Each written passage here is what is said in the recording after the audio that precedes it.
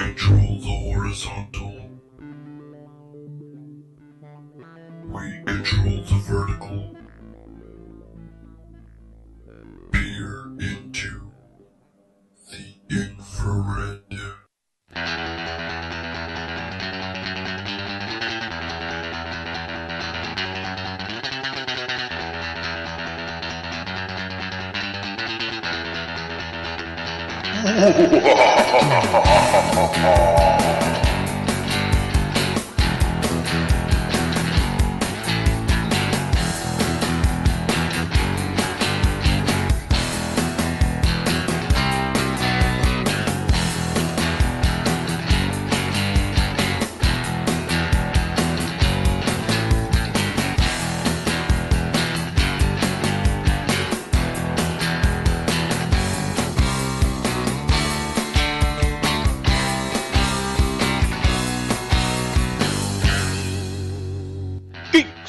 Nerds, gamers, and fans, this is Tales from the Infrared. Join us as we dive into fandom and explore comics, gaming, sci-fi, and fantasy, all from a red pill perspective. Hold on to your phasers, it's time for a nerdgasm!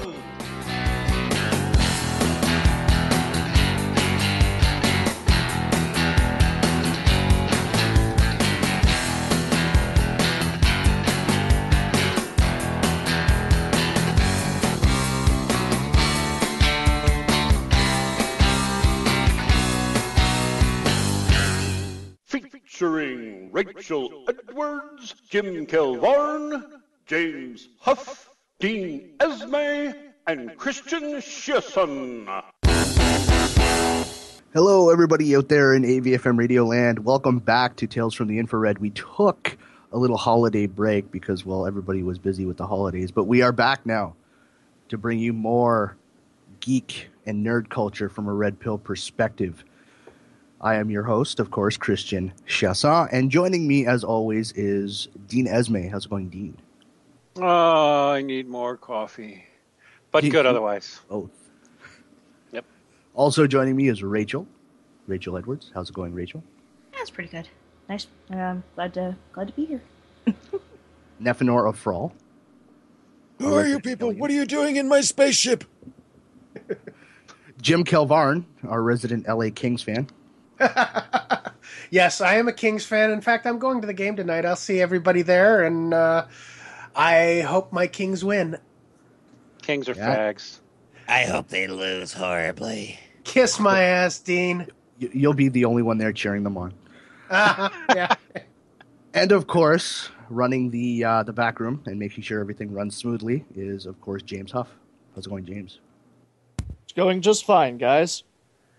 And, of course, talking nasty behind the scenes about the Kings, just like everybody else. Yep, because the Kings suck. Yeah, two cups in 3 years. Kiss my ass. We do actually have a pretty packed show for you guys this week. Who is going to take us through our topics? I lost the toss, so... and it's funny is we're probably going to have some surprise on other topics, but the big stories that caught us our eye in the news this last couple of weeks. Intel has announced a fund for greater tech diversity. Wired reports on a new initiative coming from Intel, dashing some of our hopes that they were sensible over there. Gamergate, the consumer revolt from 2014 that gaming circles are still fighting, didn't make anybody look good on the anti-Gamergate end, at least if you were paying attention. But Intel in particular ended up feeling the worst of its effects from the social justice warriors who attacked gamers. After pulling adverts from industry gaming site Gamasutra, thinking correctly that it was responding to a grassroots demands from its user base, angered in an article suggesting the label gamer was meaningless, or even worse than meaningless. It turned out that it had been attacked by a torrent of emails from a small but vocal segment who had become known for opposing gamers. While this isn't the first paragraph of the article, it's what actually happened, at least until recently. Intel and this is the gut-wrenching part, Intel has pledged over $300 million to launch a, quote, diversity and technology initiative, unquote, aimed at hiring more women, people of color, and sexual or gender minorities, and, more importantly, keeping them in the industry. In other words, they have been duped by social justice warriors into believing they are doing something good instead of actually harming the very people they are trying to help, which is what we would believe to be true anyway. Also in the news, supposedly Marvel's Agent Carter TV show stomps the patriarchy. In Marvel's first female-led TV show, which premiered Tuesday night of this week on ABC, the so-called damsel finally takes care of the bad guys and battles 1940s-era sexism at the same time. In Agent Carter's snazzy, sleek 1940s-era New York City, there is only one role for ladies with superhero friends, damsels in distress. Peggy Carter, played by Haley Atwell, the Strategic Scientific Reserve agent who helped turn Steve Rogers into Captain America. And the piece goes on and on and on about this crap, except this isn't what's happening. This is just a period show that is nothing more than a fantasy about women doing things that aren't possible back in the 1940s and trying to live up to the memory of another fantastic character. In fact, Agent Carter has fallen very short of even being a notable mention for this year's new ideas from Marvel Entertainment. Did anybody miss the whole Wonder Woman thing over there? I'm just kind of wondering. But anyway, in other techie nerdy news, STEM Systems has a neat lightsaber demo. By the way, links to all these stories are in the show notes on A Voice for Men and will be also linked out in the low bar when we upload this to YouTube. You check this out and you'll see this is one of the first videos in which the so-called STEM pack is used, which is mounted to the strap of the Oculus Rift to provide full position and orientation tracking of the user's head.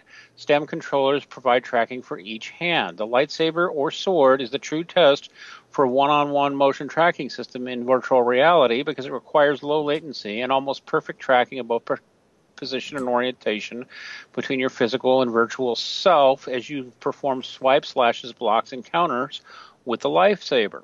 The STEM system and the 6 Sense VR SDK make this experience possible and also make it easy for developers to create these types of applications quickly. The experience is a fantasy, but it feels natural because of the near-perfect hand-eye coordination you can get with this stuff.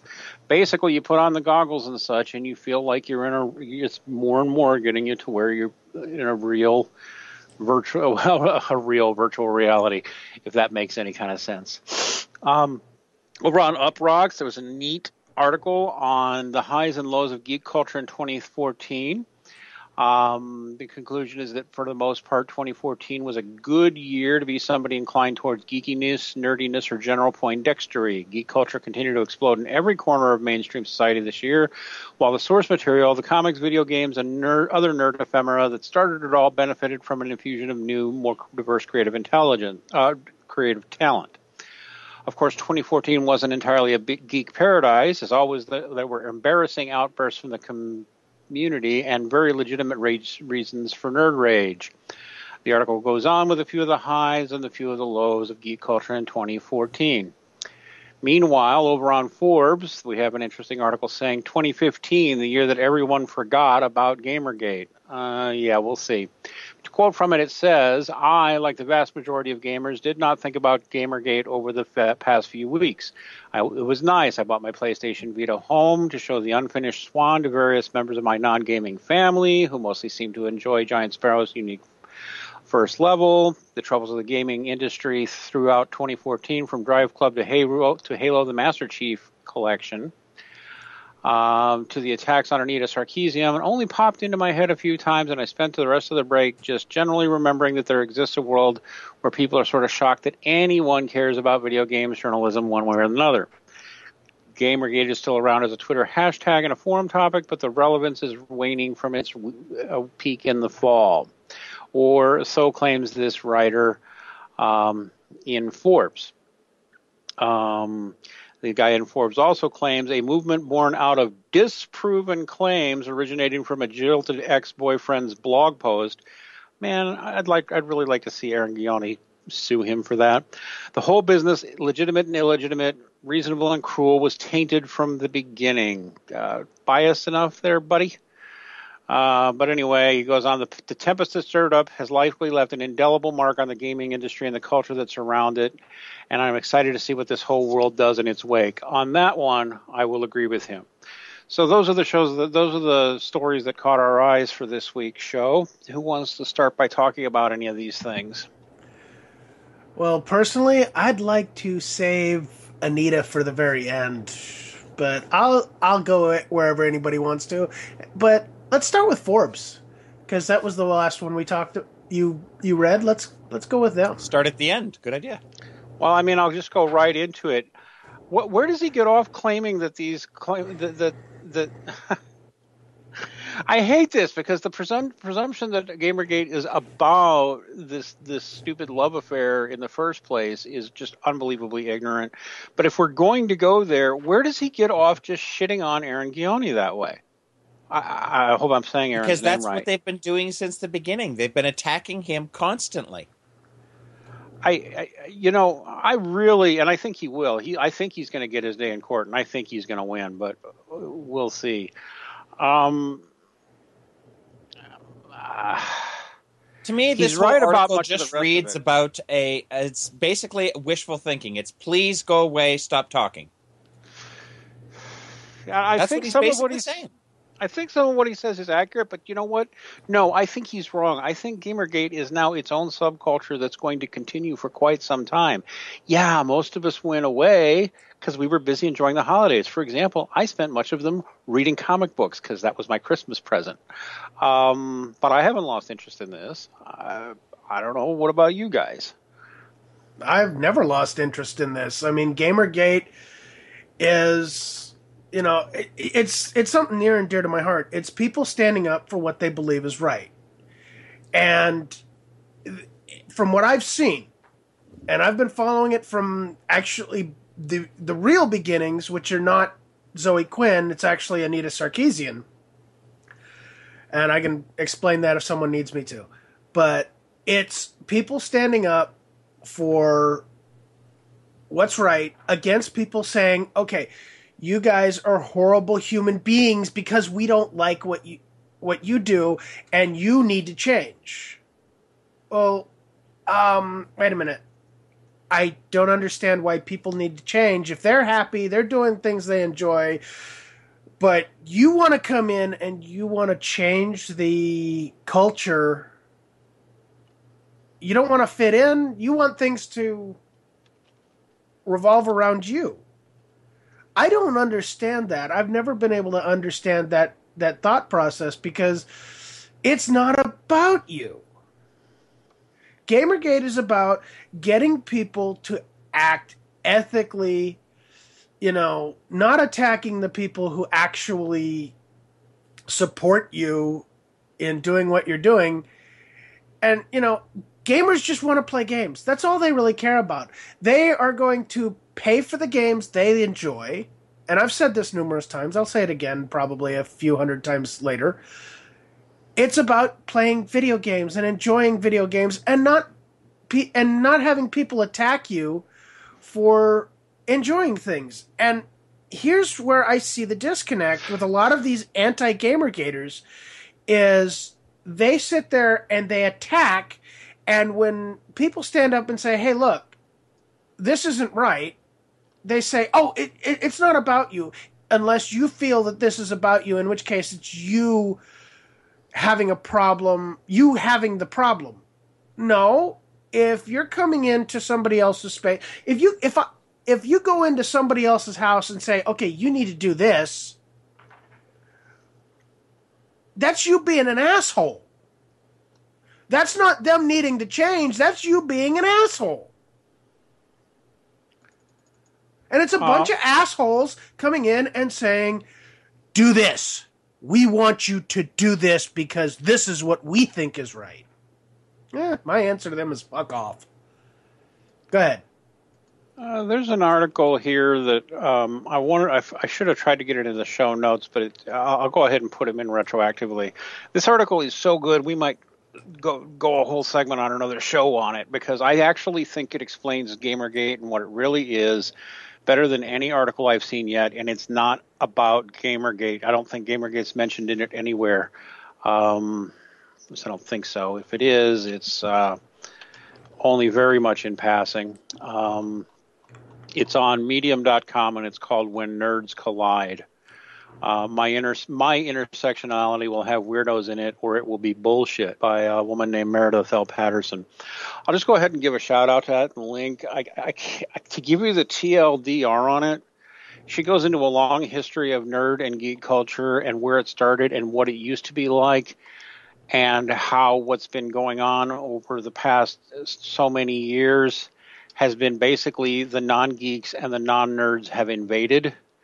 And instead of being grateful to the people who created this entire space, and I don't just mean video games, but nerd culture in general, but are basically gentrifying it and taking it over and driving out all the misfits and nerds who created the thing in the first place. And she's got a lot of musings on what to do about it. No solutions. Just, I found it extremely insightful. I'm sitting there reading, it's like, you're right. She nails it. Because I really think that's what it is. The norms, the muggles, they came in. They saw the money. They saw the growing attraction of this whole thing, and they came in and decided to redefine it on their own terms. And despite all their rhetoric of inclusiveness, the main people they're including is anybody who doesn't think like them. So that's my take on that. Have you had something? Yeah, actually, I wanted to disagree with you on one point. You were saying that Gamergate has become a subculture. I don't think it's become a subculture. I think Gamergate itself is evolving into becoming the watchdog for the gaming industry. We are the ones who watch them and go, excuse me, you guys are assholes. We don't agree with what you say. And in a way, we are becoming not a Metacritic, but we are becoming a critic for the critics. And that's a good thing. That's exactly what we need. We need a ombudsman. Ombudsman. I can't even say it right. For the gaming press. Yeah, for the gaming industry. We need someone like that to basically look over their shoulder and say, hey, guys, you aren't doing this right. You aren't being ethical. And that's what Gamergate has become. It has become the moral center of gaming press. Yeah. And you know, the interesting thing about all this is everybody's always saying gamers are dead, or, you know, Gamergate is dead. How many times have we been dead? It's like I'll wake up in the morning and then someone on Twitter will be saying that I'm dead again. Zombie culture. Yeah, zombie culture. It's you cannot kill that which is already dead. Yeah, we're essentially Rory Williams at this point. The thing about it is that the thing that they don't understand at this point is that Gamergate, you can't really kill what can constantly respawn all the time. We're always respawning. They don't understand. Like, you can't really kill a generation of people who are used to just, you know, grinding things out for hours and hours and hours and hours, and who have cultivated a culture full of a bunch of, a diverse group of people who all appreciate each other in this way. And they just don't understand that they're not going to kill that. You can't really kill an idea. And the thing about it is the reason why we have not seen a lot of good responses from the press is really ultimately that the media has become incredibly corrupt. Not just gaming press, the mainstream media. And we continue to see that. So right now, what's happening with Gamergate, and what we will continue to see from Gamergate, is right now there are young people who now won't be, they're not going to be bamboozled anymore. They know exactly how things are, how everything's set up. And I'm interested to see what's going to happen next. It's quite exciting. Yeah, I'm going to have to agree with that. Getting back to the Meredith Patterson thing, what we're seeing is just more of the people who create the industries, who create the fun and enjoyable things like comic books, video games, they make the things that they want. They really enjoy making these things. They make the things they enjoy, and once it becomes successful and makes money, that's when everybody else is coming in and saying, but you need to include these people. The problem I see with this is they've never discluded people. They've never said, no, you can't be a part of this. Every geek, gamer, comic book nerd, fucking sci-fi fan, whatever, they've always said, you are more than welcome to come in. All we ask is that you contribute. That's it. That's literally it. There is nothing. That is the only caveat that's ever been in place, is you need to contribute.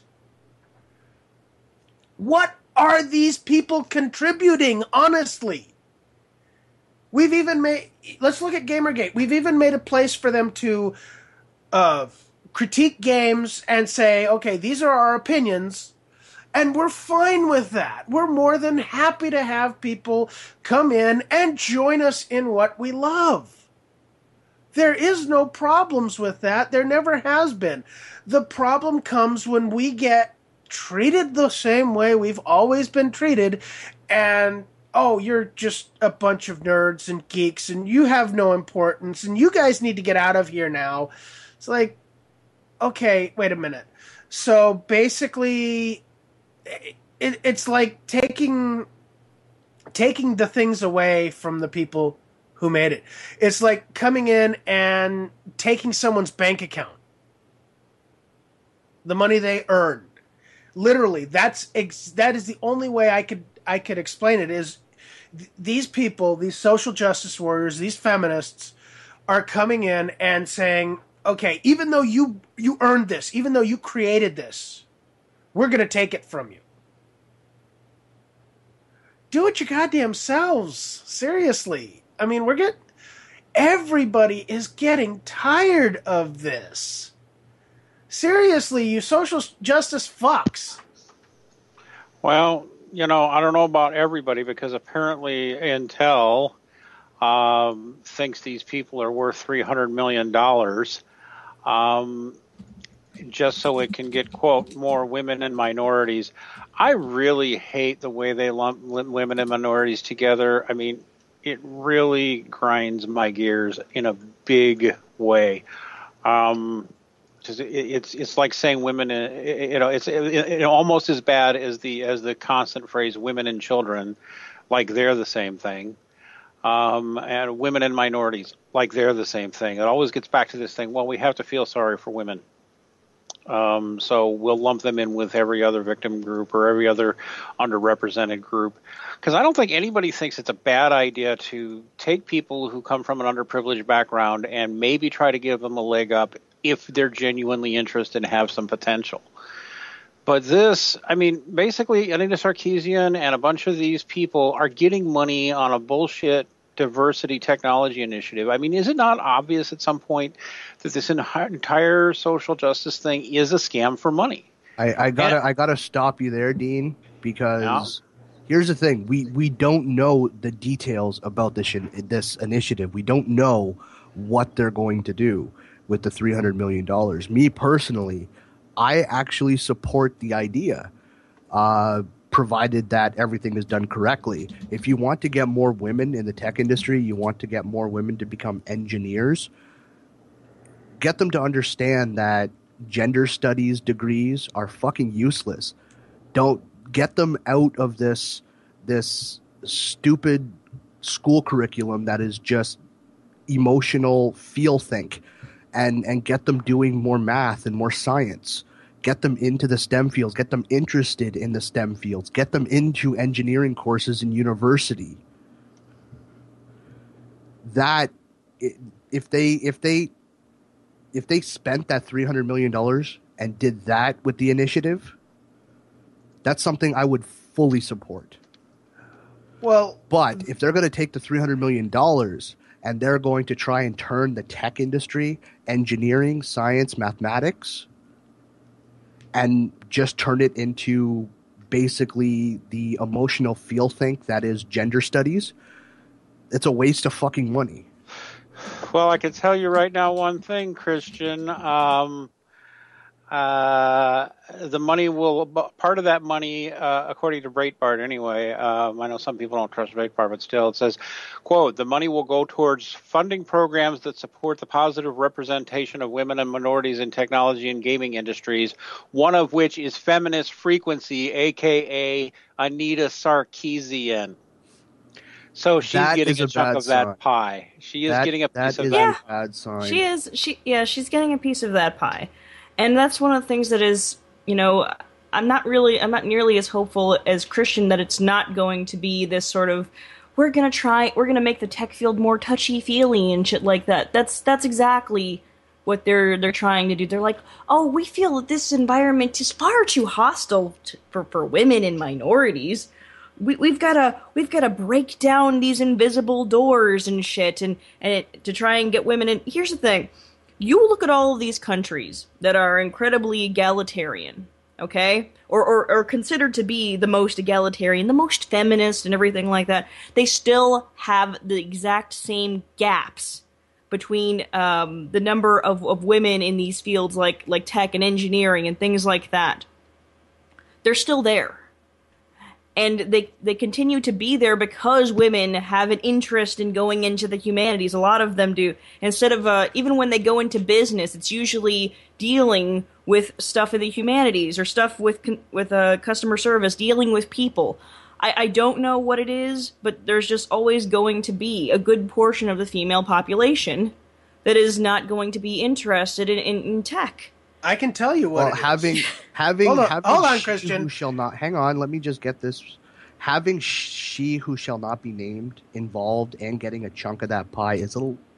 You're flushing money down the drain. It's disconcerting. Okay, it is disconcerting. But looking at the facts, there are less women in engineering courses in colleges and universities throughout the Western world. Now, that's not due to any barrier to entry. That's not due to anything stopping them.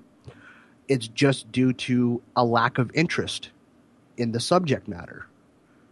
And I still think that if you were to do it that way, if you were to get them interested in the subject matter, get them into those engineering courses, that would be worth the $300 million. Well, Christian, I would agree with you that it would be worth it. But when I was going for my electronics engineering degree, I saw a grand total in my class, in all my classes, a grand total of 6 women. 6. Yeah, well, I have a buddy he just finished college in Philadelphia who was taking an engineering course, and he said there were less than 3. Yes, but what I'm saying is, I agree with you that there is no barrier beyond being able to do the job. Literally, that is the only barrier that is there, is being able to do the job. Maybe I could make an argument that having an interest in doing the job is a barrier too. But here's the problem with this. If the biggest barrier is having an interest in doing the job, and as Rachel pointed out, women tend to have an interest more in the social things. This is it. And we're trying to. What are we trying to do? What are they trying to do? Is a better question. Trying to get women into something they're not interested in. I mean, seriously. Well, no, you get them interested in. You get them interested in simply by getting them to understand that the social humanities, that they essentially have been conditioned by a school curriculum that essentially forces that type of think. You get them to understand that social humanities do not pay nearly as much as the STEM fields, and it is not nearly as interesting. And believe me when I tell you this, most, if not all, who do graduate from gender studies courses or social humanity courses and they get jobs in the social humanities fields, they know it's not as interesting and it doesn't pay as well. But by that time, for them, it's too fucking late. I disagree. It's never too late to improve yourself. It's never too late to move into something that you're interested in. And this is what I'm saying is these people are trying to push people into something they don't want to do. I've talked with women countless times. I do it all the time. I sit there and I talk with just about everybody I can. Men's interest is in science, engineering, technology. Whether or not it's due to money, I can't say, but a good portion of what I've seen is, when I'm talking to them, is their passion lies in creating and making new things and doing things that nobody else has ever done. Women, it's socializing. Now, I don't agree that school totally socializes people. I've seen arguments on both sides. I can't say one way or the other. I honestly think there's something else. And from what I've seen, it's psychology. Women like to feel good. This is not about feeling good, trying to get them into something that they don't want to do. This is about something else. And I haven't been able to put my finger on it yet. Dean, you had something? We already have experience. Personally, for the record, I don't believe you can make someone become interested in technology beyond a certain point. If the latent interest isn't already there, it's not likely to be sparked by much. It's not going to need to be sparked by much more than a little stimulation. I fully believe that. And we already know across the Western world, girls are doing better than boys in school all over the place and are being encouraged in the maths and sciences and have been for more than a decade. We already know from experience what we're actually seeing, and we're seeing it in Canada, and we're seeing it in the United Kingdom, and we're eventually going to see more of it in the United States. All of these special programs used to get women into engineering, technology, etc., and then one of two things most frequently occurs. Now, you have the actual geek girls who are actually interested. They are a minority, but they're real. Great. Then what are the rest of them? A whole shit ton of them. We've seen this more than one place in Canada, in the UK. These girls, they take the scholarship money because they express an interest, and this is their cheap way into school. Then they're in there for a year or two, and they switch majors because they never cared about this shit in the first place.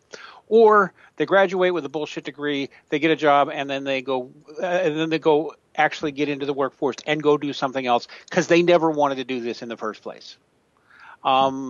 Engineering and sciences are hard, they're rigorous, they're dangerous, and they're almost inherently asocial. Not in the sense that people don't get into teams, but it's spending a lot of time staring at things and sweating with your eyeballs. Yes, and the brain. Yes, basically tuning the world out to concentrate on what you're doing. Was it Rachel or somebody earlier just mentioned, in Scandinavia and other countries where the laws have been truly gender neutral for decades, you still see women piling up in nursing, social work, teaching, all those traditional professions, and men piling up in engineering and construction and all that sort of thing. They just do. And there's no barrier to crossing over. In fact, the reality is guys think chicks who do that stuff are cool. The vast majority of guys do. They think chicks who are like that are cool. It's just that most chicks aren't like that. Why do we have to make that like it's a bad thing? Rachel? Yeah. The situation is they do a whole bunch of different programs. Like I remember I was watching this that one documentary, Brainwash, about I think it was about Norway and the gender gap that I think they called it gender paradox. Anyway, they couldn't get they would do programs where they would try to get men into nursing or women into engineering, and it just never stuck. They would just continuously dump money into trying to get them into those fields. And they would just consistently, again and again, go into these same kinds of fields that really dealt with dealing with children or people. For whatever reason, whatever is going on, it's inherent. And they just consistently see that. And when you see countries that are less egalitarian, usually the ones that are poorer, you have a tendency to see more women in tech because that's their way out of poverty. So that's really what it comes down to. Men like to work with tools. Women have a tendency to more identify with people. It's deeply ingrained in us. Well, I don't think it's deeply ingrained in us. I think it goes way back. But, I mean, yes, there are outliers. Let's look at Karen Strawn. She sits there and she does all the home renovation work for her place. There are going to be the outliers and the exceptions. And Absolutely. yes, I'll tell you honestly, when I see a woman who can sit there and compete with me at my job, I sit there and I will high-five the hell out of them. I actually think they're awesome. Hell, I've got this one girl I work with who does half the soldering work. I mean, literally, she does half of the job that I do. And if it wasn't for her, I wouldn't be half as effective as I am. It's not that women can't do it, though. It's not that women can't do it. I'm just saying, when you have these countries where you don't have to constantly worry about where your food's coming from, and you have a choice, what do women choose to go into? I agree with you, but what I'm trying to point out is that there are outliers, but there are outliers, and these women who are the outliers. But even Karen works with people, though. I mean, if you think about it, she's a waitress. Yeah, I know that. It's what I'm saying is, yes, there are outliers that are there, but to sit there and say we need to get more women into these jobs that they don't want to do is a whole lot of bullshit and wasting shit. And I think we're lying to ourselves as a culture and as a society, thinking that we can change who we fundamentally are. I hate to say it, human beings are animals. We have base instincts, and the vast majority of us will never, ever change that. Well, I mean, if they have no interest in it, then they have no interest in it, and they're not going to do it. And Intel and Jim, speak for yourself, human. And Intel is spending $300 million of their own money, which no, Christian, they've pledged that money. It's their money to pledge. Christian, yeah. So they will have spent that money, and they will have wasted the money because a large number of those women will not want. Will use that money because it's an easy career path, because they're getting this scholarship money, they're getting this special money. Like, okay, I'll do it. Then they won't use it. So, but not only will it have been wasted, it will be opportunities squandered for those women and opportunities squandered for others who actually were interested in the first place. And furthermore, 10 years down the line, when it doesn't get the results that they hoped to get, they will double down and claim this is more proof of discrimination against women and demand more money to continue this stupid cycle. Or what they'll do, as a result of trying to get women into tech, what they will do is they'll do like they do with everything else. Whenever they're dealing with the situation where they're trying to bring about their version of gender equity and stuff like that, and trying to get women into male, traditionally male jobs, what they'll do is they'll lower the bar, and then they'll celebrate mediocrity. Oh, it's like, oh wait, you made a video game? Good for you! Oh, God. Here, have an award and some cookies. Because you did a thing. You did, like, the base minimum. Good. Cookies? Who's got cookies? Where are the cookies? And just, like, a head pat, like, good for you. I mean, it's so fucking stupid. That is exactly what's happening right now in the video games industry. That's exactly why you have people like fucking Zoe Quinn and all of these literally who's who are bitching and complaining and stuff like that about how they feel discriminated against. It's because they suck. Not because anybody is keeping them from greatness. It's because they're not putting in the hours, and maybe they're just not genuinely good at it. And instead of admitting that they suck, they just want to continue to say, oh, it's the fucking glass ceiling or whatever.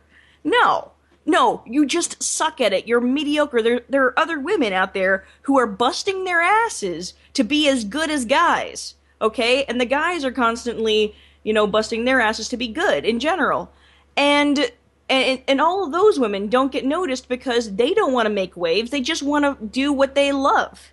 And it pisses me off to no end that this is what happens, is they're going to continue to lower the bar and ignore all of the women who actually genuinely do good work, and instead they're going to continue to reward people like the fucking literally who's for just doing the bare minimum. Ugh, so fucking frustrating. Actually, our man in the back room passed along a link to something called Dev Bootcamp, which is a scholarship for getting people into developing and such.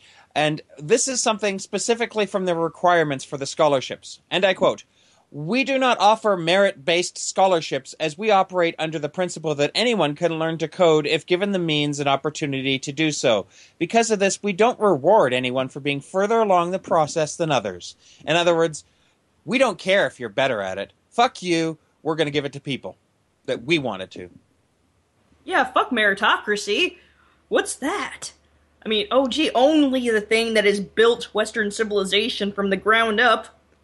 Yeah, the whole thing with GitHub, with that the merit rug, the meritocracy rug, the Julianne Horvath, who came in and started screaming because, oh my god, meritocracy is so sexist. What does that say about what you think about women when you say meritocracy is sexist? What you're really saying is you don't think women are capable of doing anything worthy of no, that they don't produce anything. Merit. That if you put them on the scale with men, they will continue to suck. That's really what you're saying when you say that. It's oh god, I fucking hate this. What you're also saying is that women are inherently incapable of making rational choices for their own lives without the guidance of you patronizing snots. That's what you're also saying. Women are not really adults who can make the right choices, and so you're going to help make it for them. That's what you're saying. So ultimately, again, we see this ideology is ultimately misogynist on multiple levels. It evinces a clear lack of respect for women. I'm going to reference a favorite article I've mentioned before. I'll mention it again. It was in the Linux Journal by a woman named Susan Sons called Girls in Software, and basically how to do it right. She wouldn't let us reprint it on AVFM, which is too bad, but it's on the February 4th, 2014 Linux Journal, and she, as a Linux developer who's been at it for a couple of decades, just rails about how her life as a woman in tech is harder now because of these people. She came in, she's a programmer and an engineering geek, and she loves it, and her life is harder now because of these people. I love that article. It's a great article. It's called Girls in Software, and how basically guys are afraid of her now when they used to respect her. Because back when it was a meritocracy, nobody gave a shit what was between her legs. And as soon as all this political correctness stuff started, now guys are uncomfortable around her because they walk on eggshells around her. They actually, in their heart of hearts, don't believe she can do what she can do because basically the social justice crowd has created prejudice against women. They're aggravating the very problem that they're talking about by not just accepting, oh, women are adults who can make their own choices. That's all. Yeah, and I think that's one of the biggest problems I have with the social justice warriors is that they think that women need something more to get there. I disagree. Women are phenomenal. I mean, sometimes I think they're better than men. Sometimes I think men are better than women. It all depends. But women are capable, and I don't think just women. I think humanity is capable of a whole lot more than we even let ourselves dream of. I think it was Maya Angelou who did a poem I can't remember the whole thing. I might bring it up later, but it's basically that humanity is not afraid of our dark side. We're afraid of how great we can truly be. And honestly, I think that's reality, is that we really are afraid of how great we can truly be if we let ourselves get to that point. And I, for one, would love to see humanity grow and become better. That's part of why I do this, is to sit there and put that perspective out there, that humanity, not just men, not just women, humanity, all of it together, is capable of great things. And I've said it numerous times. Men have a specific skill set that we work great at. Women have a specific skill set that they work great at. When you put us together, we can accomplish amazing things together. This stuff is not about bringing that to the forefront. It's about taking down men and forcing men to not use their skill set, and trying to get women to take on men's roles. That's not what women want. That's not what men want. Sometimes we just have to look at it from this simple perspective.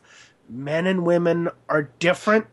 We have different passions, different desires, different needs, and we need to figure out what works best for each of us, and let people do it that way.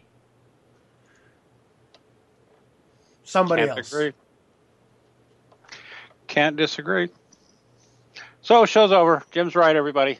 Good night. See you in 2 weeks. No. Not everybody. I'm just kidding. Oh. Gosh. Let's talk about something else. We've been talking for so long about this topic. Well, and I guess we'll go to a lighter topic, and You mean a lightsaber topic? Lightsabers. Lightsaber topic. I can't get interested in that. So somebody say something interesting about that, Nephenor. Rachel. Dude, literally, it's lightsabers, VR lightsabers, and not just lightsabers though. I mean, the concept of the system is that it recognizes the position of the hand, the orientation of the hand in comparison to the human body. Now, this isn't just lightsabers. They're using lightsabers because it's a cool demo that everyone knows. But you could also have sword and shield. You could also have blasters, whatever. You could have any kind of technology. You could even use this in ways we haven't thought of yet, like a surgeon who holds a scalpel and basically does surgery in a dangerous area without actually being there. This is opening up huge doors. Well, I'll have to agree with Nephenor, because it would make a great training tool for soldiers getting put into extremely dire situations. I can't tell you, when I was in the military, how often I thought of, okay, how great would it be to be able to train people in a VR simulation for these types of situations that we practice. I mean, it really, the benefits are limitless on this. Defending a ship, because I was in the Navy, defending a ship from a terrorist attack, defending a ship, the ship from a riot on the pier. These things would have so many benefits, showing people the consequences of the actions, allowing them to think through different scenarios. I mean, even I'll take Star Trek, a Kobayashi Maru scenario, no-win scenario, and just finding the best way to get through that. And this whole thing literally is a precursor to true holodecks, literally. I mean, we are getting to the point now where the technology is becoming so advanced that we're going to start seeing cyberpunk becoming a reality. Whoa, God, whoa, I hope so. Whoa, hang on. Did you just say true holodecks? Yes, true holodecks, man. I don't see how VR can equate to holodecks. Well, it's the concept that I know different technologies. I know. I will say this: Get your nerddom out of here. The STEM system, which is supposed to work in tandem with something like the Oculus or Sony's Project Morpheus. The tech is impressive. I'll give it that. I still don't think that the tech is quite there. Watching the YouTube video, the demo, it did seem like I did notice some input lag. Now, granted, that input lag is impressively low, given that this is essentially a completely new system. But I did notice some input lag. I also noticed it seemed to be a little slow. What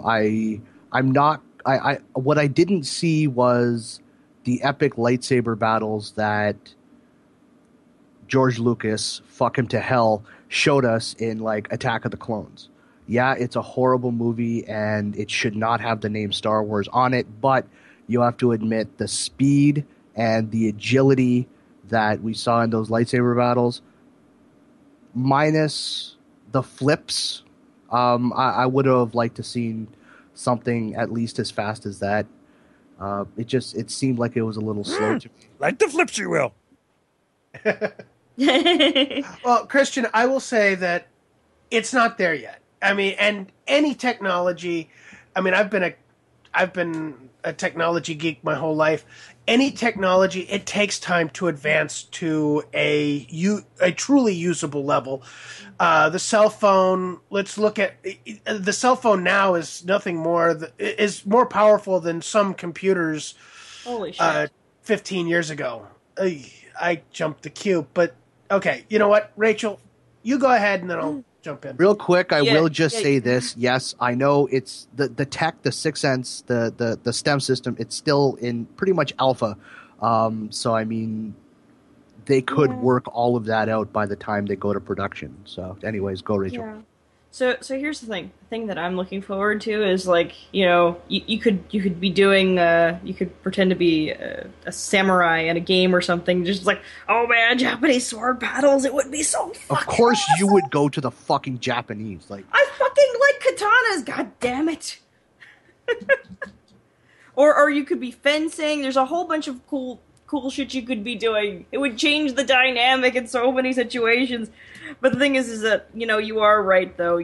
There's a lot of things that will be needed to get to that point. I mean, ever since they had the ability to do you know, sword simulations, I've been excited. But the thing is, you know, I've watched and I've been disappointed in a lot of the technology, but I'm still excited because that's still a possibility. I didn't want to say I was totally uninterested. I watched the demo and I was impressed with the demo, and I can see where it's going. I guess maybe I'm just being cynical, or I'm still tired because I'm like, yeah, I've been expecting this for years. So this looks like an incremental development of things already happening to me. I'll be really interested in when, you know, when they can get to where they can overcome things that are very obviously limiting factors on this technology, like, you know, what am I trying to say? Yeah, two humans doing a lightsaber battle together. That's going to require them to have real sticks or some kind of feedback system. Otherwise, you know, their swords are just going to pass through each other. How are you going to handle that? This is getting us one step closer to real virtual reality, but it seems like a very small incremental step to me. I mean, it's still cool, but like realistically with this technology, what you're going to do is be playing against robots. It's the only thing that'll make sense. And how are they going to give you feedback that you've been hit or make you react or have you be pushed against? You know, none of that's, you know, we're nowhere near close to any of that. This will make cool video game controllers. Micro vibration units actually could be used to give the user feedback when let's say they got shot. They're playing a VR first person shooter. The same type of like micro vibration units that we put in cell phones. Obviously, you can't put a broken motor, you know, kind of like the rumble feature in the PlayStation or the Xbox controllers. So they actually use like a little micro vibration unit, which causes a tiny ball bearing to move back and forth really, really, really fast and with a lot of momentum. So that actually could be used. One of the biggest issues I see, and it would be actually interesting if any engineers can ponder this. What about the ability to move in the VR world without actually having to have a big enough physical space to move in? Feet tracking, not just hand and head tracking, but feet tracking without actually you physically having to move, because a lot of people don't actually have a wide open space, and they would need some sort of solution that, maybe like a treadmill system that allowed them to move and turn and strafe from side to side, without actually physically moving any more than a meter or two. Well, I'll be honest with you. It's not there yet. We all know it's not there yet. Most of us are enjoying the fact that it's getting there. And, going back to Rachel's thing about the sword fights, it's just nice to see these things coming about, because there are going to be video games based on this as soon as the technology is ready. And yes, Christian, it'll be nice when they have the ability to do it and move in a very small space. That'll be phenomenal. It's not there yet. We know this, but it's just knowing that it's going to be on the horizon and seeing what is coming is just, oh my God. Every geek I know is having some form of geekgasm right now, saying, this is coming. This is what I've been wanting. And I don't know of any gamer engineer who doesn't have at the core the idea of being able to be in the video game and actually do these things at the forefront of their mind somewhere. I really don't. And I think that this is a great step. It's a wonderful next step, but it's not the end goal, which Nefenor said it. It's probably the holodeck. And I see it coming eventually, but it's not there yet. So until it gets there, I'm excited to see this, and I can't wait for the next step. Who's next?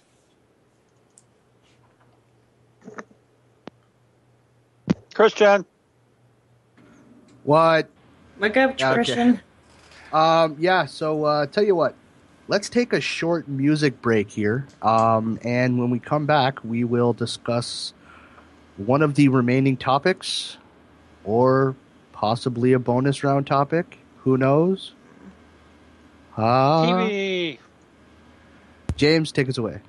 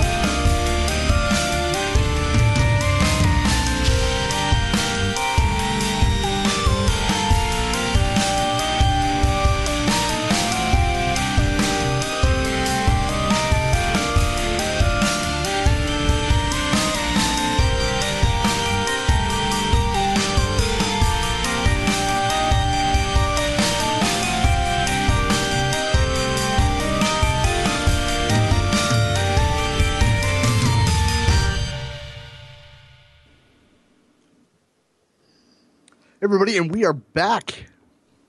Welcome back to Tales from the Infrared. Sorry, I'm tripping over my words. Our next topic. Tell you what. Why don't we talk a little bit about Agent Carter? I haven't seen it, and I'm not interested, but I understand Jim may have some opinions. Take it, Jim. Jim has opinions. When did that May? happen? Yeah, May? he's learned to have them, yes. We've taught him well. Yes, thank you so much, oh great and wonderful Jedi Masters. Fucking know it. You never fucking forget it. Understand you are not the child anymore. Yes. Well, we brought up an article, Marvel's Agent Carter stomps on the patriarchy. And yeah, from the sounds in the background, you can tell some of our opinions on this. It's a load of the article itself is a load of bullshit. And hang on, this is news to me actually. Before reading this, I had no idea this was happening because I kind of stopped watching Agents of S.H.I.E.L.D. Please, Jim, what happened? What happened? Basically, Agent Peggy Carter from Captain America: The First Avenger has gotten her own TV show. This is the aftermath of her adventures with Cap in 1941. This is the start of S.H.I.E.L.D. through the Strategic Scientific Reserve, and she's found herself relegated into the role of a secretary, which I think is a complete waste of her talents because she's actually pretty darn good in some senses. The problem I see with this is it's pure fiction. And the reason why it's pure fiction, as a martial artist, the fight scenes are bullshit. There's one fight scene in a farmhouse where she's tracking down basically one of the bad guys, and she proceeds to beat the ever-living dog shit out of a guy who's twice her size, literally. As any martial artist will tell you, while skill can overcome a lot, when you've got someone who's twice your size, skill means next to nothing. And she handles this guy fairly well. This guy would have put her down in seconds. There's another fight against a well-trained assassin. Actually, two fights against this guy. And she comes away perfectly fine. So this is essentially just more of the tiny woman beating up the big burly men with ease, because apparently, even though they're 300 pounds, it's like they weigh less than 100. Yeah, something like that. I mean, literally, it's a trope. Somebody else came up with this. I forget who, but it was on a Voice from Ed somewhere. It's a trope I call the Super Sparrow. You see this little sparrow, and it's apparently as tough as a bulldog. You see this little waif girl who's just able to punch and knock out guys, as if she weighed, basically breaking the laws of physics so obviously it insults her intelligence. Is that what you're talking about? Because I've seen some female, combat scenes with females fighting males that, I can believe that because she's doing intelligent things, like, taking his feet out from under him and using her legs in creative ways and stuff like that. Black Widow in Winter Soldier, where she basically knocks his head into an iron railing. Yes, that's physically possible. That's doable. That's perfectly believable. If and as done much right. as I really hate to bring it up, Sonya Blade in the original Mortal Kombat movie. Yeah, especially that fight against Kano, where he obviously manhandles her, but she's agile. And that was very well choreographed. Actually, that whole movie was. Yeah, the whole movie was actually choreographed by the guy who played Liu Kang, by the way. Yeah. Oh, well, that explains it. He actually can fight. Yes. But, that's what I'm talking about. These fight scenes are not choreographed well. These fight scenes are nothing more than, okay, she's capable of whooping the dog shit out of somebody.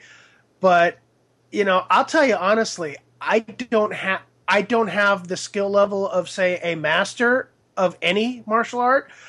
I would have had no problem dealing with her in any of those fight scenes. It's that bad. I hate that.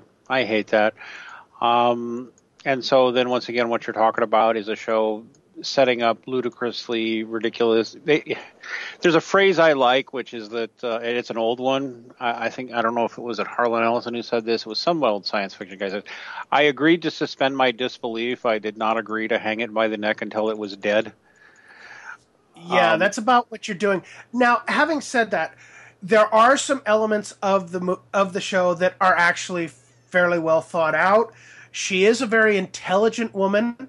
She banters very well. She takes on a lot of these sexist attitudes of the 1940s, and I'm not going to say that they didn't exist, because we all know they did. The problem with it is it goes overboard.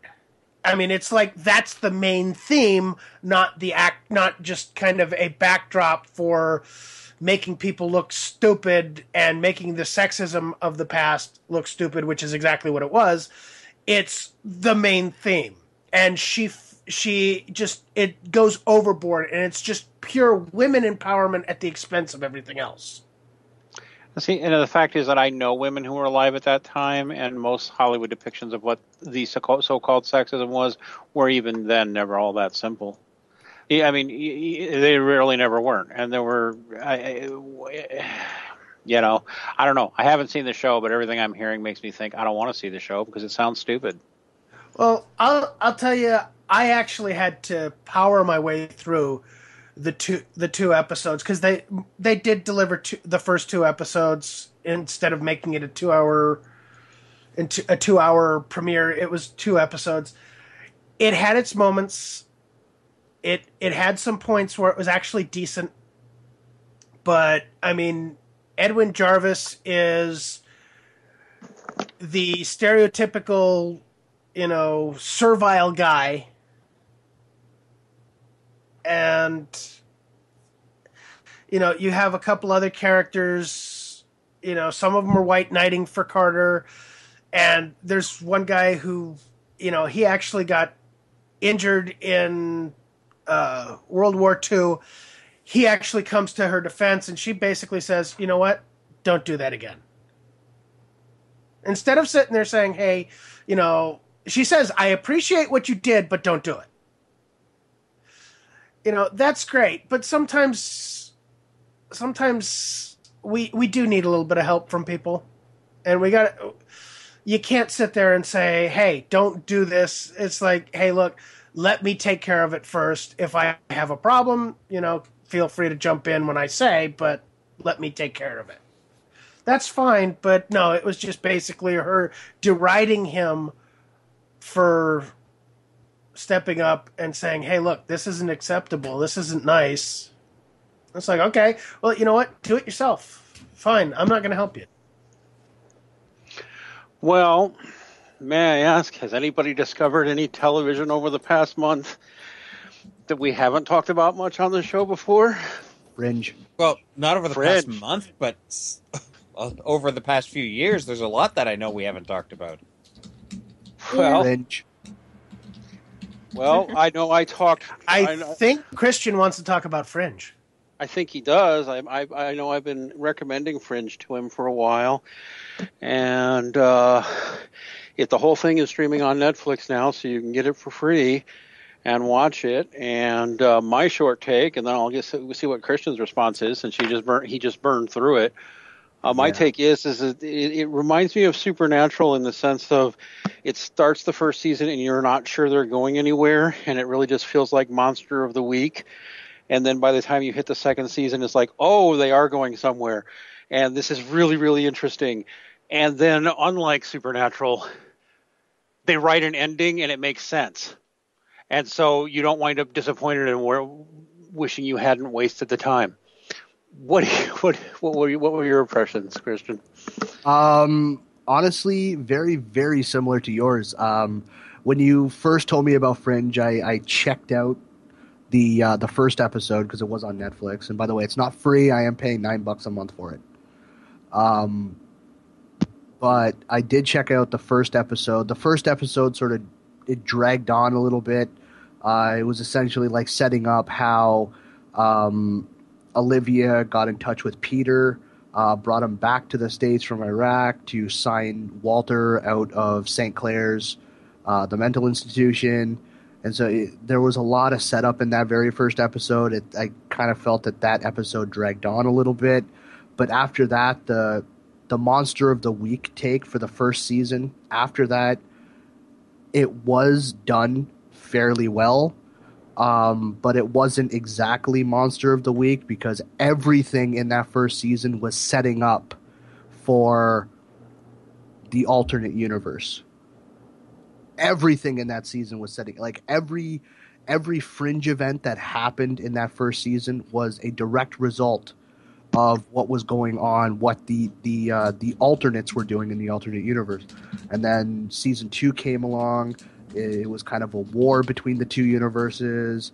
Nearing the end of season 2 and into season 3, they started working together.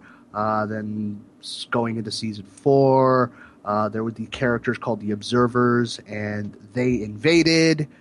They were actually human beings from 600 years into the future. They went back in time and invaded and took over. And basically, the entire first they, season, everything that you think is not connected. It's all connected. It's all connected. And I have to say, for being a creation of J.J. Abrams, I'm not an individual that has a whole lot of faith in J.J. Abrams, but I have to say that the way he handled Fringe, he handled it very well. Well, I am a J.J. Abrams fan, so fuck you. I'm not, but lens flares. I'm not a fan of J.J. Abrams, but you know what? Just the story is getting dull. Needs more lens flare. I will definitely be checking out Fringe. Yeah, it's definitely a show you can burn through and just sit and watch episode and episode because it just gets more and more and more and more and more interesting as you go. And I liked the ending, and I thought it was sweet. Plus, it's a father-son story, ultimately. It's totally about fathers and sons. It is. Maybe when I finish Gundam Seed. Even though the Peter Bishop and the Walter Bishop, who are the main characters, not the alternates, but the main characters, they're not even father and son. As it turns out, the Peter Bishop was actually taken from the alternate universe because the original universe's Peter died before the original Walter could find a cure, and the alternate Walter almost found the cure, but he was distracted by the Observer, and so the original Walter went into the alternate universe to take the alternate Peter, bring him back to the original universe. We're giving spoilers here, but it's interesting. Spoilers. You're giving a lot of spoilers here, but you're watching it in the very first few episodes. They're already giving hints that Peter's not really his son. Yes, and you don't know what's going on there until I think well into the second season. I can't remember exactly. And here's the thing: with all the spoilers I just gave away, the fact remains that there is still so much more that I haven't said. To quote River Song. Spoilers. Well, now you have a reason to go see Fringe, so you'll know what he's talking about. And yes, he's right. There's a lot more there. I'm also going to give a shout out to something I've been telling people forever. It's on Netflix now, so you can see it. People, go watch Black Mirror. Please, everybody listening to this show, go watch Black Mirror. I will. There's only 6 episodes that have been made. This is almost like Sherlock. They make 3 episodes a year. Okay, so it's not Dean, like you and I seem to have similar tastes on things. We don't always agree, but we have similar tastes. I'll have to. Let me give you the basic. This is, and I'll tell you, this show is something that I'm not sure I can recall ever having seen on television, which is hard science fiction. People who've only ever seen, if you've never been into reading science fiction, then you don't exactly know what hard sci-fi is because they don't do it, except occasionally in movies. which is this. The premise of old school science fiction that started on things like, the Isaac Asimov days, back in the 30s, 40s, 50s, 60s, when all science fiction was basically written fiction. There was always a distinction developed between what they called hard and soft science fiction. Almost all science fiction you see on television is soft science fiction. That is, they aren't really trying hard at all to stay within the laws of what we know to be possible and not possible, right? A lot of it might as well just be pure fantasy. Hard science fiction looks at what is actually truly possible within what we know to be possible based on all of our understanding, and posits a future world based on that. And every episode of Black Mirror, it's a British show, by the way, is entirely self-contained. I mean, there is no link between each episode. So it's sort of like those damn Brits.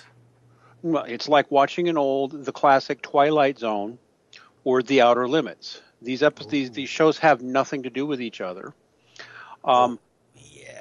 Yeah, but they are creepy, they are disturbing, and they are plausible and believable. Like, this could be within the next few years, or we could see this within our lifetimes, and this could be the reality we live in. Is this on Netflix? It's on Netflix right now.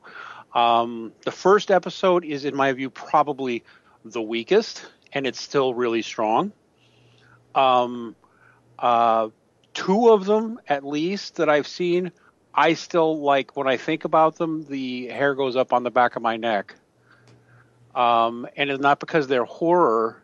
It's because, oh my God, that's really horrible. And oh my God, that could really happen. Okay, say no more. All right.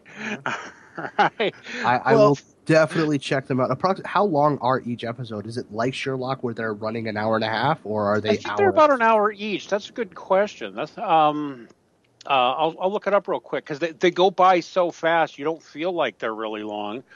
I think each episode is about an hour, if I'm remembering right. Well, speaking of Netflix, I know at least one episode. Robert Downey Jr. bought the rights to make a movie version of one of the episodes. So one of those episodes, it's called The Entire History of You. Great episode, by the way.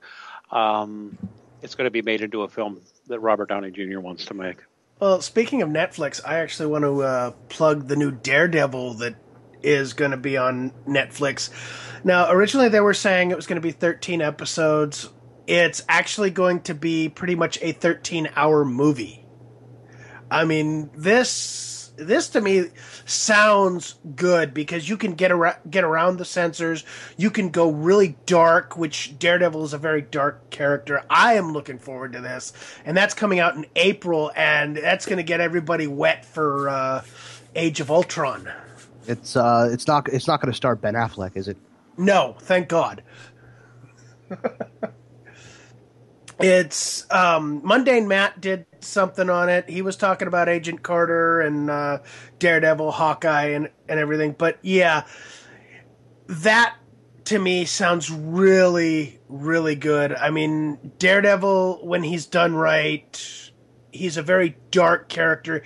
He deals so much with just like morality, and as a Catholic raised child, he deals with just it's the typical human plight of the morality play of humanity, and what lines should be crossed, what lines shouldn't be crossed, and I'm just really looking forward to that. Real quick, every episode of Black Mirror is between 45 minutes and 60 minutes. It's not a long investment. So standard episode length. Yep. Well, actually, now that I think about it, there are two shows that have come to my attention since we really last talked. First one is one called Librarians, and on you guys in the States, it's on TNT. It's actually pretty cool. It's kind of like if you've ever seen Warehouse 13, it's kind of like that, but dealing with straight magic rather than just stuff that was imbued with power. And it's got a pretty decent cast, I will give it that. And in one of the episodes, you get to see Bruce Campbell as Santa Claus. You said Bruce Campbell. I'm in. Yeah, so am I. It is So am I. actually, he made that episode absolutely beautiful. It was incredible. You have to watch this show.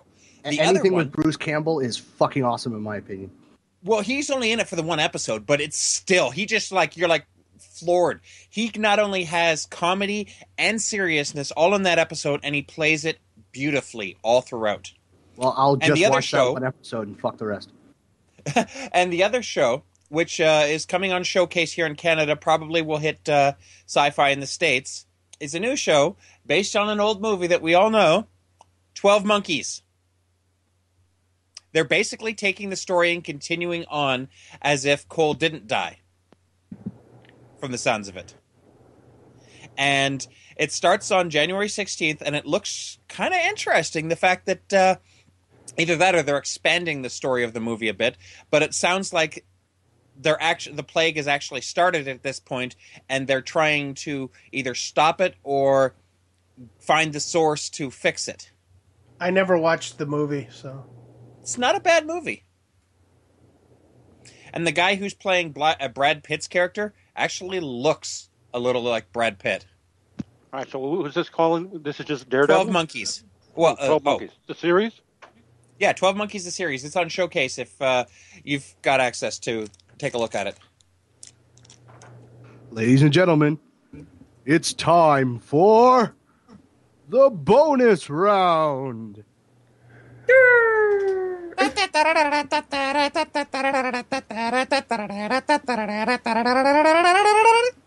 So who wants to explain the bonus round? What's our bonus topic for this show? Oh God.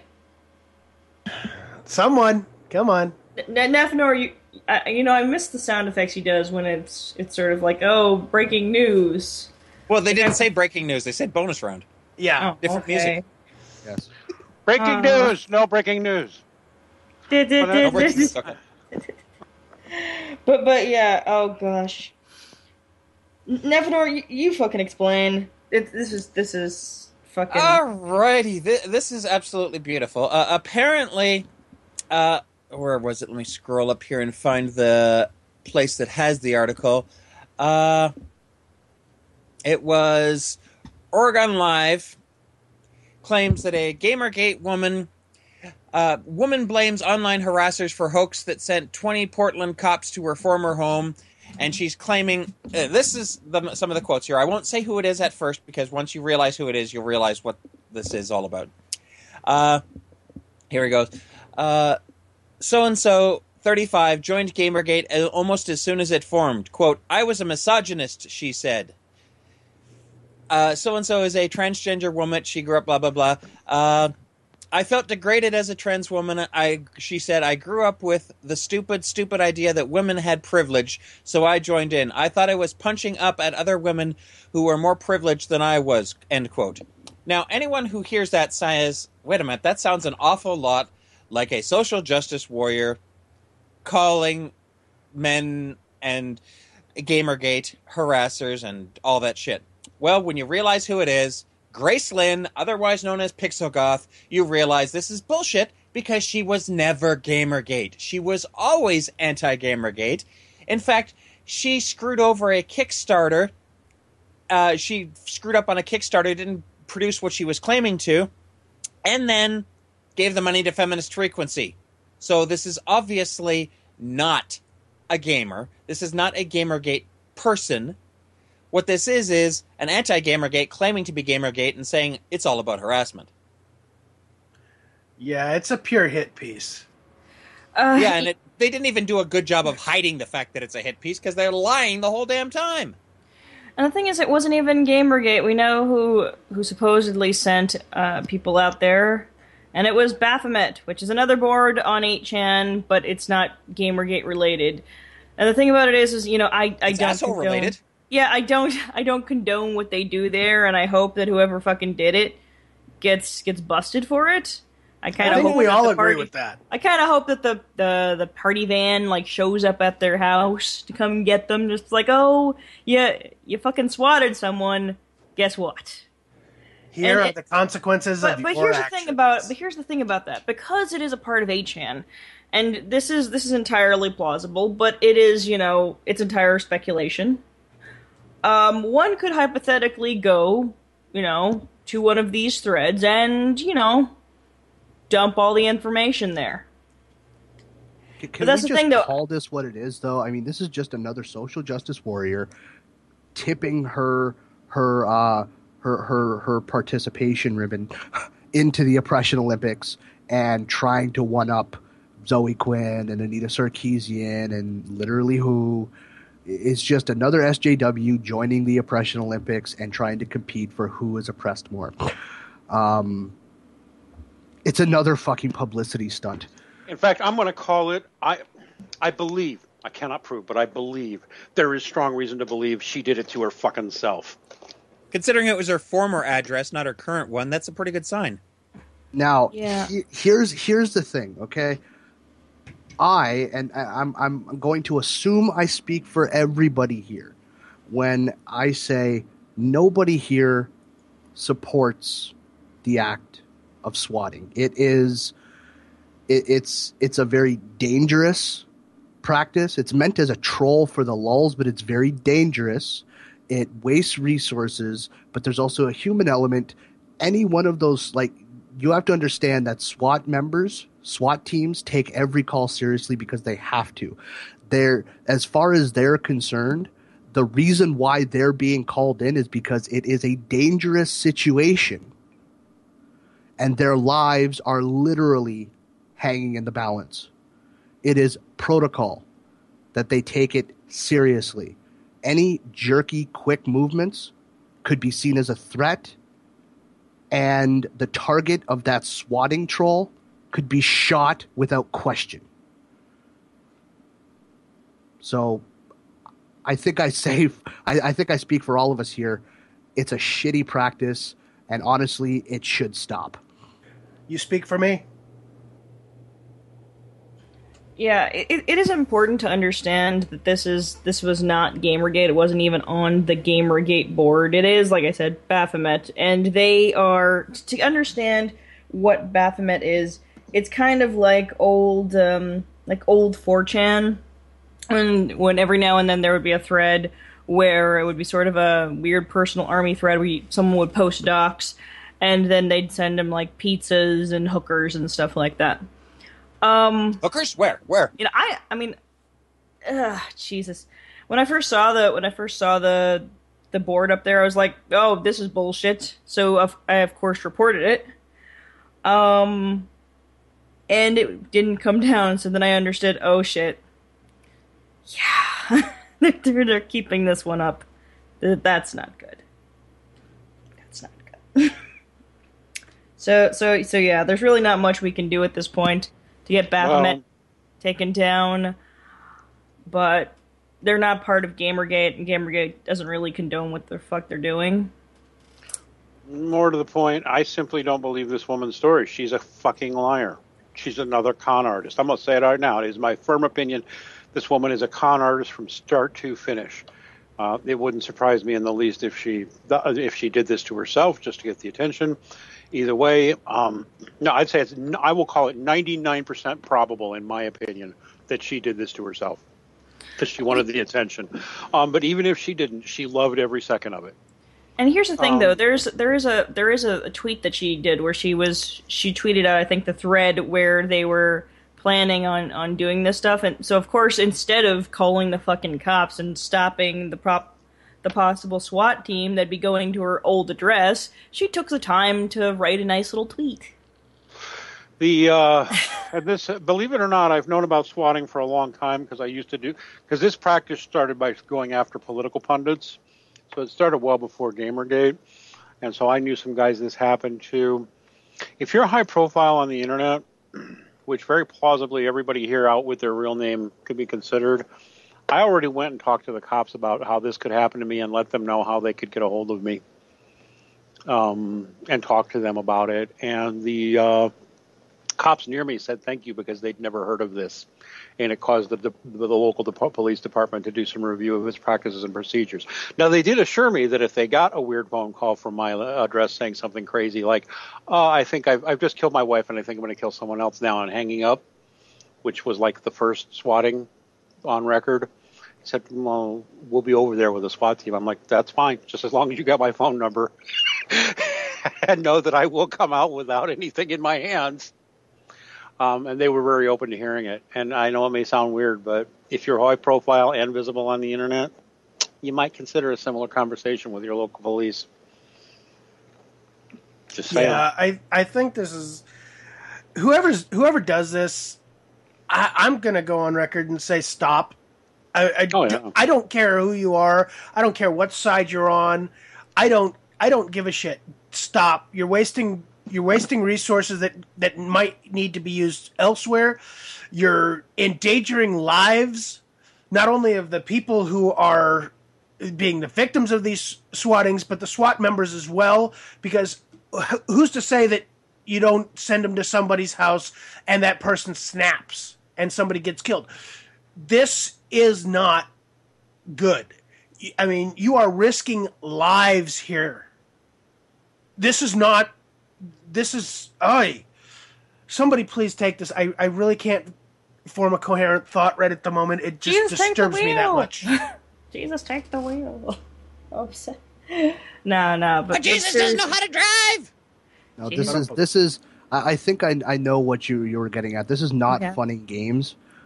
This is overtly trespassing into the realm of dangerous and, I'm going to say it, terroristic. Yes, I would agree with that. This isn't a troll. This isn't troll. This isn't trolling anymore. Okay? Trolling is baiting somebody in with what seems to be a reasoned argument that is still obviously full of shit. Trolling is not sending a SWAT team to somebody's house where they could potentially get shot.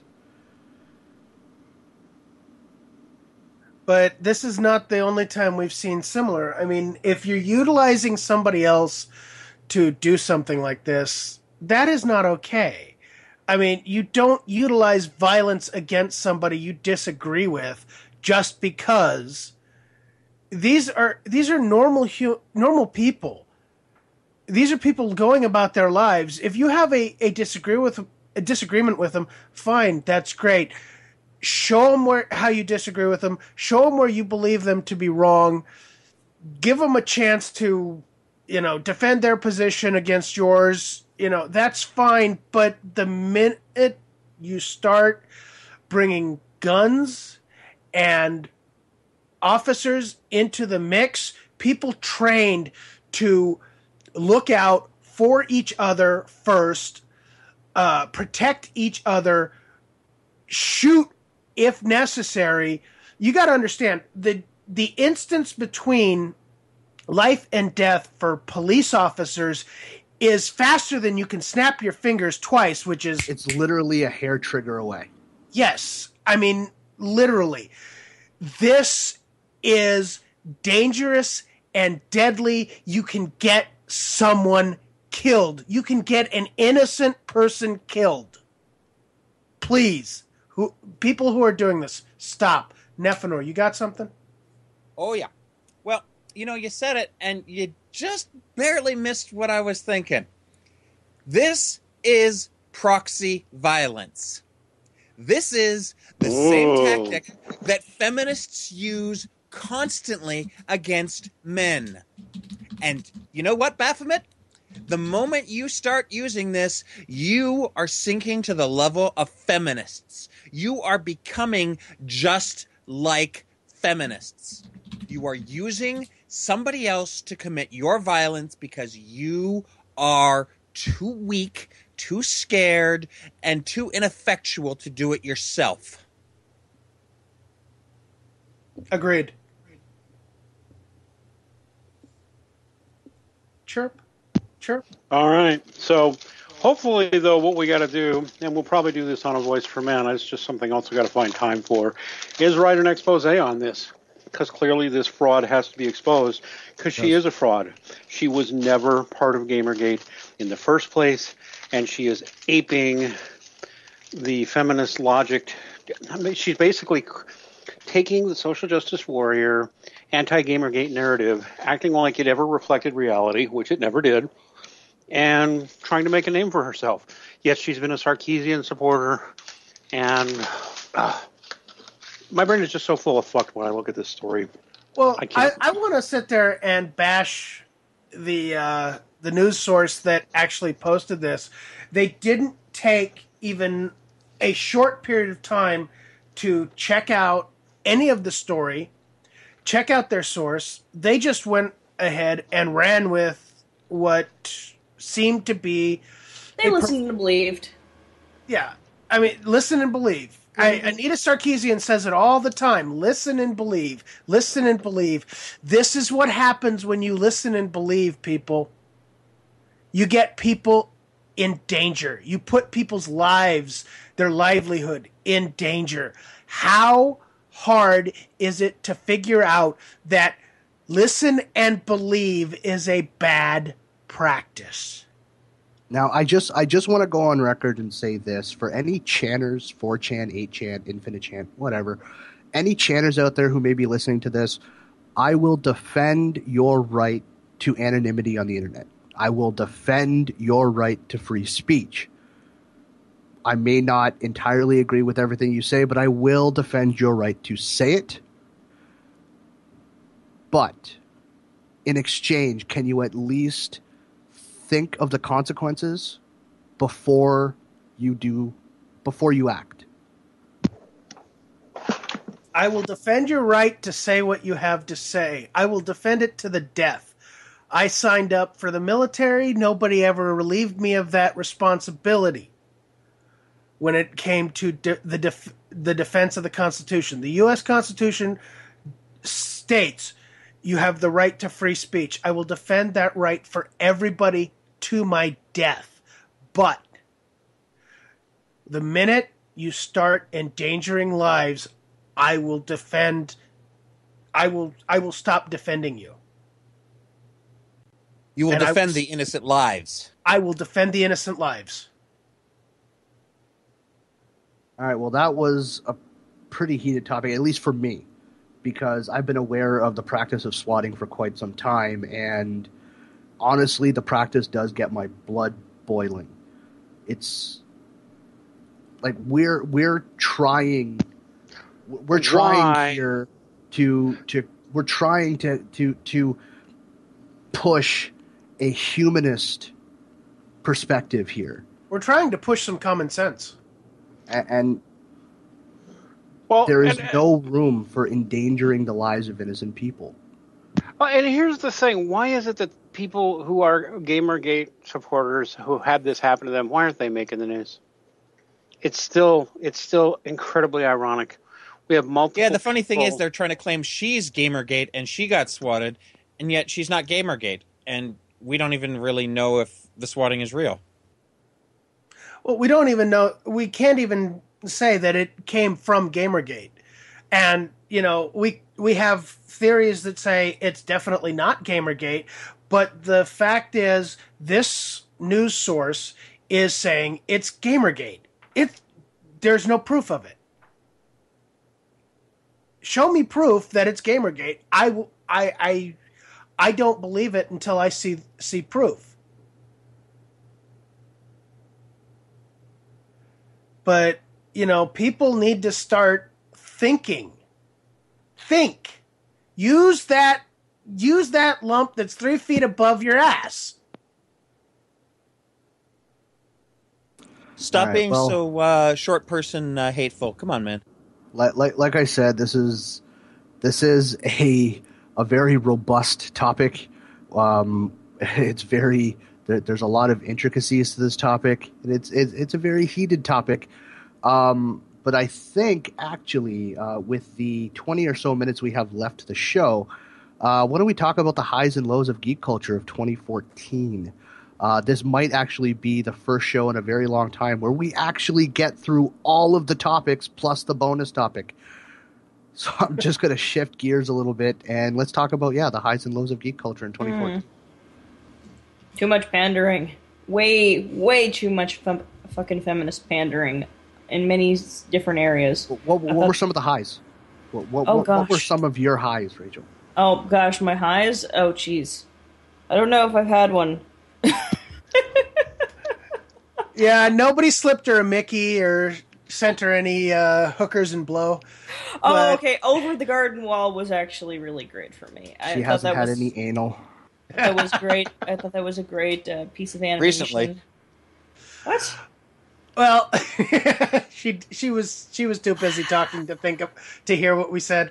No, I heard what you said. I don't think is that I can't. There's nothing I can really say to that. If I say, by the way, that whole thing about me having an anal obsession is complete bullshit, you'll just drive it home further. Yeah, we'll just tease you about it because we all know you have an anal obsession. It's not fucking true. Well, we'll drive something. Okay. The probe. Yeah. She loves getting probed. Well, one of the highs for me actually was Gotham. Oh, yeah. Which, by the way, premiered again this week. Which, they came back this week. Monday's episode was hot, and it's still really good. I know it's going back to TV, but it's back, and it's awesome, as ever. And Gotham was really good. I think maybe the best new show of the year, maybe. I can't think of one, a new show for 2014 that's on that level. Somebody can challenge me if they like, but that was definitely a high. And actually for me, although this article calls it low, I honestly believe Gamergate was a high. It really was. I don't think it's going to go away, but I like it.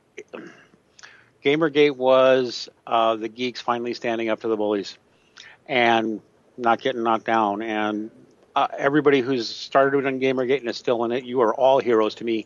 Even people like Total Biscuit, who probably can't stand me, don't care. You're all heroes to me for making that shit happen. Because Gamergate won. It already did. It forced changes on this industry. And the lies can continue, but the internet remembers. So there you go. That's what I say. Well, that was definitely a high for me. Just Gamergate, how it happened, how it had to happen. Definitely one of the highlights of 2014. Another one of the highlights of 2014 for me was the launch of 20ounce.com, which is a website that myself, Rachel, Jim, and Nefanor contribute to, along with Catrice McLeod and a few other people, which I guess I'll announce it here. We're sort of changing gears on the website. We're still going to do game reviews and news, but it's mostly going to be like a community podcast site.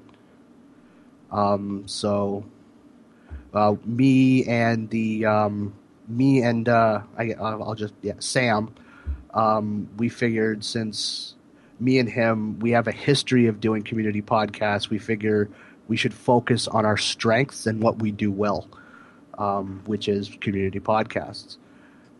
But look towards some new content coming from 20ounce.com about the games industry and where it's heading and what we're enjoying and not enjoying about it. So that was a high for me. Like Rachel loving the ending of Korra? Oh, fuck you, Neff. Fuck you in the neck. Legend of Korra was fucking bullshit. What was the Legend of Korra?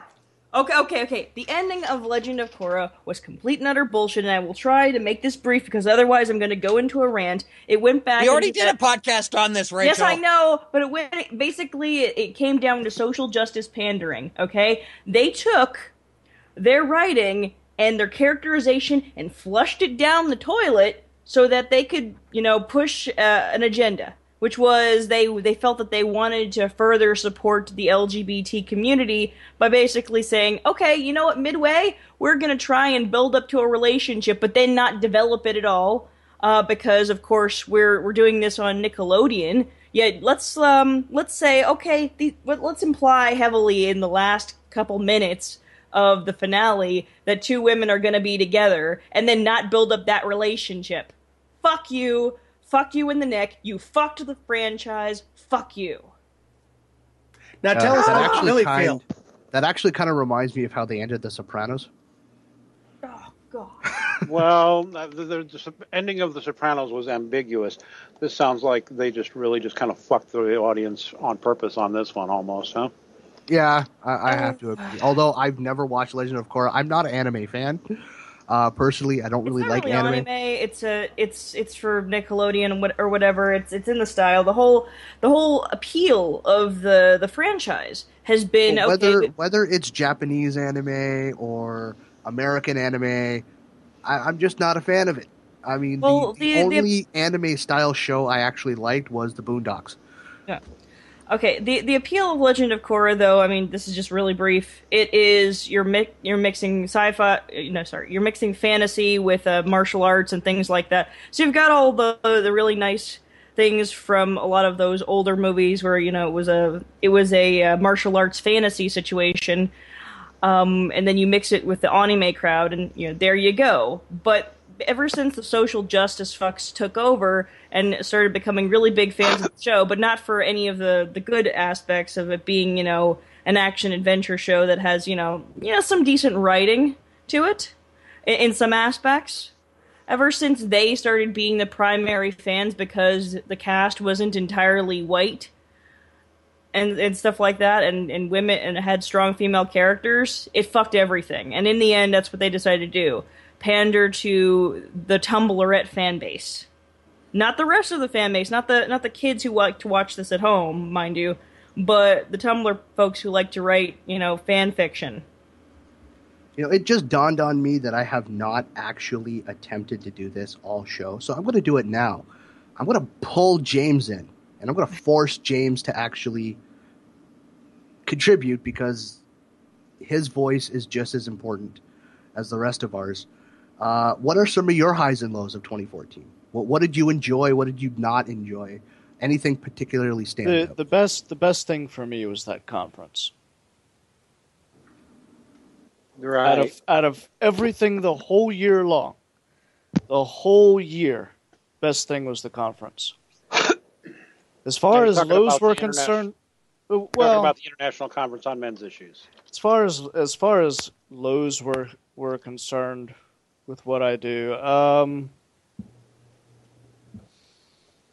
that's kind of hard to put into words.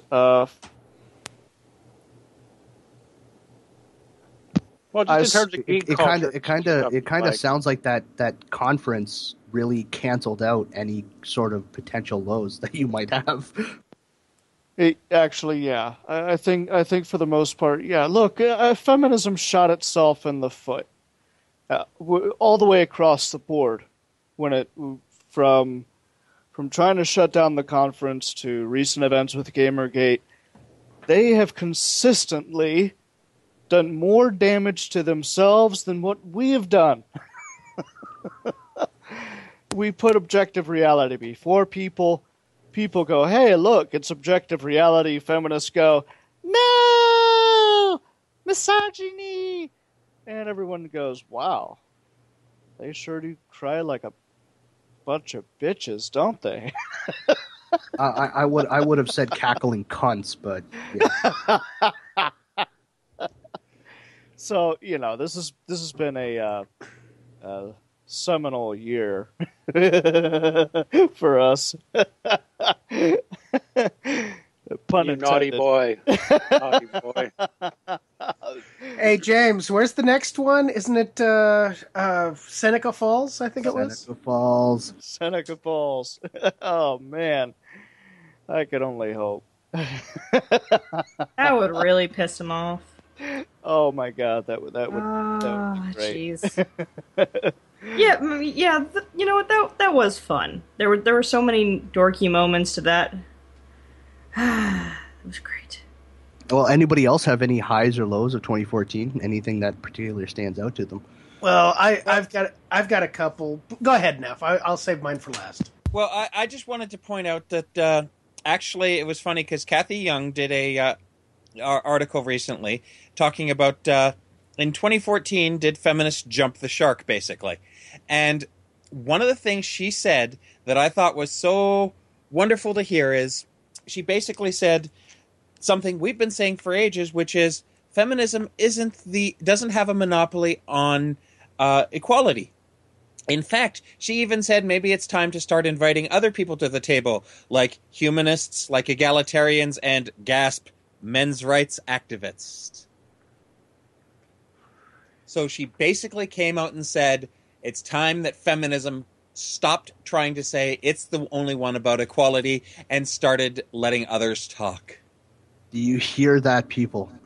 We are breaking through the cracks of social perception. Gasp! They can't ignore us anymore. The steel ceiling. I'm coining the phrase now. We're breaking through. The steel ceiling.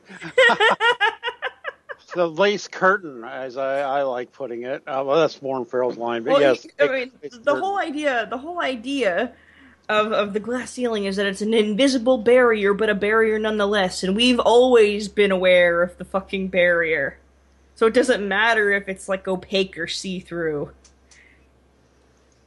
We've broken out the jackhammers. Jackhammers, acetylene torches, lightsabers, C4, whatever it takes. And Rachel loves the jackhammers. Oh, yes, she does. Right in the A. Oh, yeah. You know, if we were all in the same room, you'd have me high-fiving every one of you guys right now, because it's, you know, this is a lot of fun. And you know, I said I'd save mine. Who cares? But I said I'd save mine for last. Mine, while yes, there are some highs, like seeing Guardians of the Galaxy on big screen, seeing Captain America given the treatment he's deserved for so long, seeing Gotham come onto the scene on TV, and even to a certain extent, I will say, seeing Agent Carter given a shot, because I'll be honest, I love seeing strong women, but I like when they're portrayed correctly. That's not portraying them correctly, not getting on that. The high I have for 2014 is being invited on to Tales from the Infrared and becoming a regular with you guys. Oh, yeah. I gotta say that was pretty cool too, getting invited. And the high for me was, we had the creation of the Badger Pod Nerdcast over at Honey Badger, so that was interesting. So now we talk about all kinds of fun things like Gone Girl. Yeah, So getting invited. So getting invited here means nothing to you. It means something to me. Jesus Christ! I heard her say she hates us, and she's only here because she has to be. I heard I do not. No, I don't hate it. And you need to cut her paycheck down by 23 cents to the dollar. I'll just give her a flat. Wait. There was a possibility of getting paid for. Not anymore. That's it. Yeah. You're done. Oh no! You squandered it. We all get our patriarchy checks, don't you know? Oh. Well, yeah. I tell her. It's a spoiler. God, now we're gonna have you killed. Son of a bitch. Yeah, that's right. She does have a vagina. Does? Oh wow, this is news to me. I forgot because the way she talks, I just thought she was one of the guys. Fuck you guys. We love you, Rachel. Yeah. I love you guys too. Yeah. Josh. Okay. Have you like time? Just for the people who don't know, we talk to each other a lot. We are good friends. We have a lot of fun with each other. We have in jokes with each other. We love each other to death. And you may catch some of the really rude, raunchy shit, but you know what? Every one of us gets it. I mean, you heard at the beginning them talking trash about my favorite hockey team. You hear me sit there and talk trash to Christian. Wait, you think we were joking? Only fags watch the Kings. The Kings suck, dude. God. But anyway, considering the fact that I'm an Oilers fan, I have to say that. Yeah, but you know what? At the end of the day, hey, who's got your back, guys? We're all just Rachel? Rachel. Wait, what now? Yeah, Actually, but she's no, got I've got her with a back. strap That's on. where the probe is. Oh, God damn it. Definitely always probing the peoples. Always. right in the Hershey Broken, Highway. they be hating. Oh man! So we have about 4 minutes left. This is typically the point of the show where I go around the table and ask for anybody's final thoughts, everybody's final thoughts, one at a time on any of the topics we have. So I am going to start with Nephenor. Actually, I have no final thoughts on the topics, but considering I do have the opportunity now, I would like to pimp the fact that I am doing a Patreon specifically to create 3D art. So, anyone... Yes, I'm going to be a shill. Because I would like to create more 3D art. This is also to promote my website, Ambient Dimension, which is for 3D artists. Think of it like DeviantArt for that. So not only does this Patreon support me creating art, it supports that website so that I can get 3D artists more exposure. So, shilling my Patreon. It's under Nephenor, of course. And just to prove that ladies don't always come last, giggity giggity, Rachel. They do when Jim's around. Wait, they come when I'm around? Oh, man. Oh, okay. Wait. I was gonna say something about something for the things and the stuff and oh, yes. God. Don't believe anti-Gamergate's lies. They've already thrown the pedo card onto the table, and once they've done that, there's really not much else that they won't do. Because that is a final act of desperation, making the argument, they're evil pedophiles or they're rapists. At that point, you've already won. There's nothing, they're going to throw everything they can at you at that point, anything to try and discredit you, but nothing is really going to stick. So yeah, don't believe their lies. Don't take the bait. Jim, take it away. Hey, the only thing I've got is this has been a blast, and I'm looking forward to every show we do from here. This is always fun. I always enjoy talking with you guys. It's yeah, I love it. That's it. Deanster. Black Mirror. The weakest episode is stronger than 90% of the science fiction television out there. Watch it. I can't wait to talk about it next episode because we will if any of you watch it. That's it. I'm watching it. Don't worry, I'm watching it. James, Mr. Huff. Nothing from me. Looking forward to talking about The Walking Dead before the next half of the season premieres. February 7th. Yeah, we'll be here February 6th and for to those talk who about don't it. know, April 12th, Game of Thrones starts back up. Yes. Yeah! Crows before hoes, bitches! Yeah, and the show right before that, we're going to be talking all Game of Thrones. Yes. And as for me, my final thoughts, I only have two. The first is more or less about the show in general. Here on Tales from the Infrared, we have a lot of fun, but we also have a lot of heated discussions, a lot of heated topics. We don't always agree. But overall, this is supposed to be a fun show. It's supposed to be kick up your legs, listen to us just shoot the shit, and have fun, and take a break from all of that real-world activism that we know all of you are doing on a daily basis. Which, by the way, just as an aside, I want to show my appreciation for all of the Activision you do out in the real world. Activision? Activism. Did I say Activision? Yes. Why Fuck am I thinking Activision? Activism. I want to express gamer. my appreciation for all of the activism you do in the real world. It's the boots on the ground that really puts the message into the minds of the everyday Joe and Jane walking down the street. They see a poster, they read up more about it, they get more involved, you are doing the majority of the work, and we appreciate it, every bit of it. The second is, remember, see how far that rabbit hole goes. Take the red pill.